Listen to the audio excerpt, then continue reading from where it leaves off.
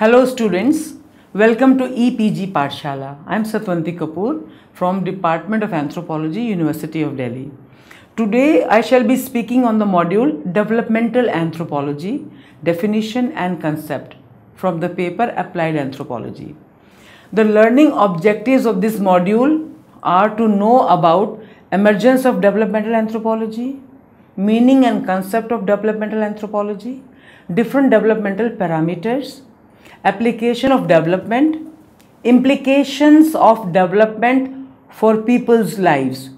First of all, we'll have a brief discussion about meaning and emergence of developmental anthropology.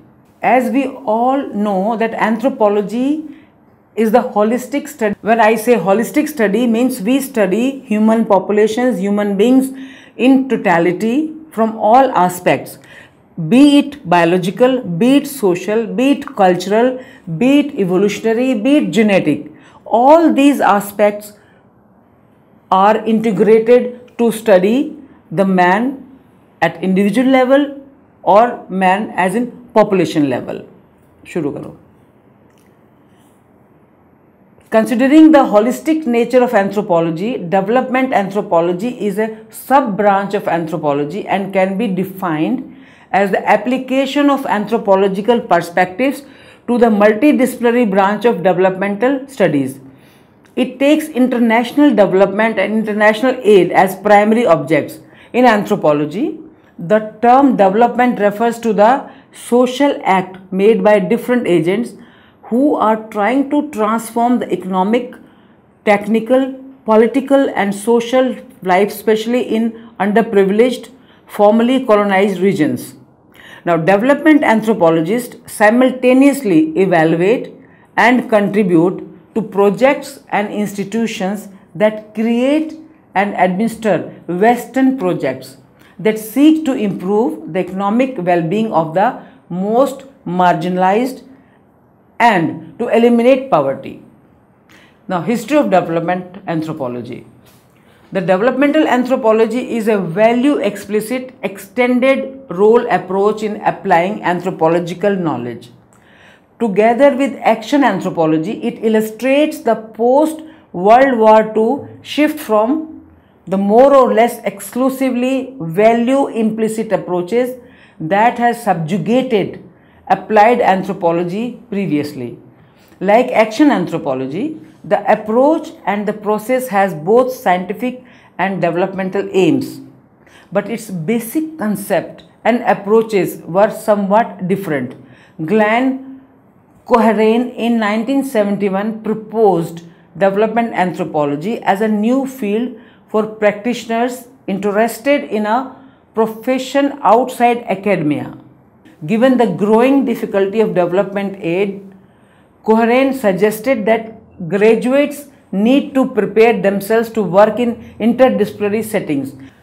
When I say interdisciplinary, means we borrow the tools and theories and concepts from different branches in order to make it interdisciplinary. The emergence of developmental anthropology as an academically acceptable subfield dates only from the 1980s. Although some anthropologists were involved in immediate post-World War II period of decolonization, the process of accelerated incorporation of formalized countries into the world economic system saw an increasing involvement of social anthropologists in the final quarter of 20th century.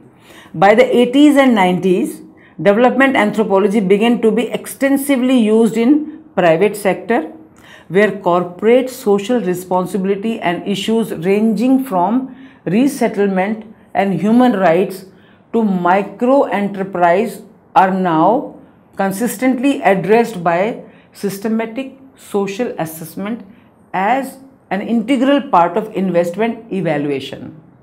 In 21st century, most graduate departments of anthropology in the United States, Great Britain and France incorporated at least one specialist in the application of anthropological theory and methods, mainly those of political ecology, to the achievement of an economic development that is also justifiable, environmentally sustainable, culturally diverse, and socially just. Thayer Schuder, Michael Horowitz, and David Brockenshaw established an Institute for Development Anthropology in the late 1970s in the State University of New York, also called as SUNY, at the State University of New York at Binghamton, which played an influential role in expansion of this branch of the discipline anthropology. Now, concept of development anthropology. I'll throw some light on the concept of development anthropology here. Development is a value-based term, and the term is valuable because it is used to distinguish the developed, developing, and underdeveloped, or to lift the weaker sections and underprivileged areas. The concept of development considers three main positions which anthropologists takes into account. Firstly, those of the antagonistic observer, where they critically examine both the ideas of development and the motive of those who seek to promote it. Secondly, reluctant participation due to institutional financial crunch and livelihood opportunities has led some anthropologists to offer their involvement and services to policymakers and developmental organizers. The last and long-standing custom is in which anthropologists have attempted to combine their community or agency level communications with people at the level of study by acting as a facilitator for marginalized or poor in the developing world. Development anthropology is based on the concept that there are communities which are much more advanced and industrialized than the others which are not so advanced. And this approach implies that better communities can be designed and achieved. Defined technically, developmental anthropology is a mean of bringing about in the net amount and breadth of delivering of certain basic human values through research-based participation and interference in a community. The impact of development has divided human groups, regions, and nations into three categories. 1. Developed, developing, and underdeveloped. The division of such categories is made based on various criteria such as income, education, health, sanitation, housing, drinking water, etc. For instance, in India, the forward castes are placed under developed categories, backward castes are being placed under developing categories, and scheduled tribes and scheduled caste communities are being placed in underdeveloped categories. Similarly, in case of region or state, cities like Delhi, Kolkata, Mumbai, etc. are grouped into first world, other cities into second world, and towns and villages represent third world. Development parameter. Now, I'll throw some light on the development parameters. What is a development parameter? Now, various parameters are taken into consideration for defining and judging development anthropology. The main parameters taken into account are economic parameters. Economic development plays an important role in development of a community. Countries with very low percentage of those below poverty line is said to be a developed one. The factors that determine the economic parameters of a nation are per capita income, GDP, GNP, NI, etc. Secondly, social parameters. Social development is one of the parameters of development. Nations where social prosperity is found is termed as a developed one. Some of the major criteria where social prosperity is taken into account are peace, tolerance, cooperation, help, duty, responsibility, brotherhood, enjoyment of status, rights, respect to others' rights, etc. Third is cultural parameters. Cultural development, prosperity or achievement is one of the developmental parameters. It takes into account the achievements in the form of art, dance, craft, music, drama, song, hospitality, etc. Next is political parameters. Political parameters are also considered to be one of the developmental parameters. Why? Because strong political institutions like sovereignty, democracy, military force, modern war weapons and foreign policy are some of the main attributes of political development. Next comes health parameters. Health is one of the most important parameter of development. By health parameter, what I mean to say is what sort of health facilities are available, what sort of health caregivers are available, what is the ratio of doctor to patient in a hospital, how many medical centers or health centers are there in the rural areas, etc. Those nations with well-developed healthcare system, good nutrition, safe drinking water, clean house and environment falls under the category of a developed one. Next, education parameters. Education is one of the significant and fundamental parameter of the development. The literacy rate of a nation determines the level of development as it makes people aware of the human rights, health deficiencies, exploitations, oppressions, deprivations, communicable disease, awareness, medicines and various developmental programs. It also helps them access to various developmental programs and opportunities available. Next is communication parameter. In the absence of communication or a well-developed communication, development does not even come into picture. Communication is therefore an important development parameter. Communication is of various types such as transport through road, railways, waterways and airways, telephone communication, media communication like television, internet communication, etc. Now, application of development. While anthropological studies evaluate the Western assumptions and political context of development projects, anthropologists also refer and work within institutions in the construction and implementation of development projects. While economists look at collective measures like gross national product and per capita income, as well as measures of income distribution and economic inequality in a society, the anthropologists provide a more fine-grained study of the qualitative data behind these numbers, such as the nature of the social group involved and the social implication of the composition of income. Thus, development anthropologist often deals with evaluating the important qualitative aspects of development, sometimes ignored by an economic approach. Some of the areas where development is applied are social area. Various social areas of development include child development, women development, aged development, youth development, obesity development, scheduled tribe development, scheduled caste development, etc.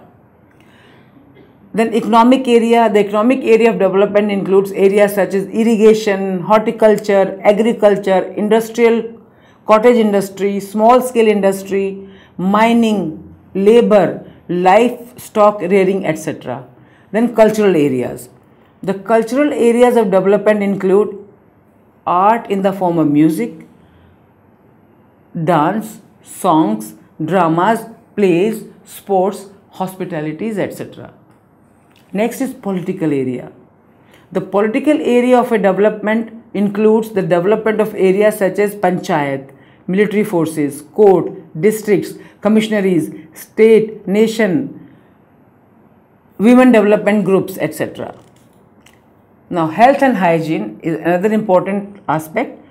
In this area, it includes the development of various health facilities such as sub-health centers, district hospitals, medical colleges and hospitals, ample medicines, safe drinking water, proper sanitation, clean environment, etc. Next is communication area. The communication area of development includes the improvement and development of areas such as railways, roadways, airways, waterways, electronic media such as telephone, internet, television, etc. Fuel area. The development of fuel area includes the development of renewable as well as non-renewable energy resources such as biogas, natural gas, petroleum, solar energy, wind energy, electric energy, hydro energy, atomic energy, etc. We'll have some insight into development and social policies. Now, social policy is a comprising concern for human development is changing since the beginning of the 21st century at an exponentially fast pace, and now even the most isolated people have been tied to the global economy. This has been achieved due to the increase in control of third world nations by the developed countries. Unlike older days, developed nations controlled indirectly through economic means. It is no longer shaped by the local community alone, but is also shaped by international, national or local elites or groups, as well as agencies such as the World Bank, the various regional banks, the International Monetary Funds, World Trade Organizations, and the agreement under it such as GATT and NAFTA, the European Union, and large multinational corporations such as Monsanto and Cargill. The interconnected dimensions of the globalization processes as they affect human development are experienced differently by varying sectors of the world's population. Government leaders and free market economists appear to believe that no government can pursue full employment and protect all the citizens' basic social and economic rights, and that these must be abandoned in the name of growth. The large variations in the productivity and reproductive activities in particular national context, combined with the intersection of structures of inequality such as race, class, caste, ethnicity and gender, act to create radically different social, economic, political, cultural and experiential realities for different segments of the world's population. Now, what are development and ideology? The critical linkage between ideology and public policy mentioned cannot be ignored, which include people's ways of supporting themselves and their family, ways of living, which set the pattern for the very core of human existence, including the integrity of their community's way of life.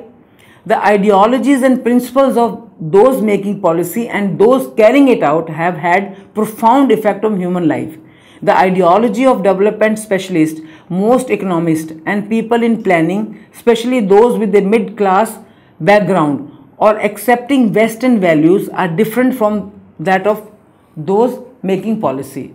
The ideology being referred to consists of a set of closely interrelated beliefs.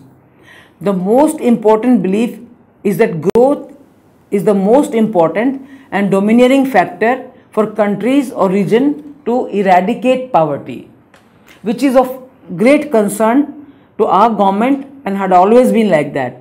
It is supported by a belief that boundless growth is a real possibility for all and an equation of growth with a 19th century view which links Western society and culture with progress. Another key belief is that the critical imperative for any country is to maintain international competitiveness and that the central role of government should not be to regulate markets but to facilitate at any cost to their people the persistent increase of their economies by removing all hurdles to trade and investment. This is said to be the only way to which poor countries or poor sections within countries can ever improve. Now, there is a belief that international trade can only have positive results for most people, and this belief has been deeply inculcated in the minds of influential political leaders. These beliefs often ignore reality to the level that they do not recognize the existence of poor communities which suffer from rising unemployment or underemployment, increasing income gaps and increasing poverty. This orientation ignores the influence of these forces on economically vulnerable families over the world. including most vulnerable groups, women and children. The undisputed view that globalization is inevitable and that world trade is the only way the world is likely to be deeply rooted in development institutions, even in the third world. This belief has been articulated by a number of planners and economists, both in the United States and in India. It has been uncritically acknowledged and recognized into the discourse of economic, political and social discussion at all levels and serves to disempower immense number of people. Now, implications of development for people's lives. Development is considered valuable as it is expected to make people's life better, comfortable and provide improved quality of life. It is closely associated with the welfare of the people. Every individual requires their basic needs, some of which include clean air, sufficient clean water to meet a range of functions including drinking, bathing, irrigation, cleaning dwellings, utensils, washing clothes, etc. A well-balanced and nutritious diet based on human needs such as vitamins, proteins, carbohydrates and micronutrients in forms that are culturally appropriate. Next, adequate clothing suitable to the climate and the social settings. Shelter, adequate with cultural outlooks, the physical environment and the political conditions. Meaningful work which provides a role and status in the society. Equal access to modern and advanced healthcare and the possibility of choice.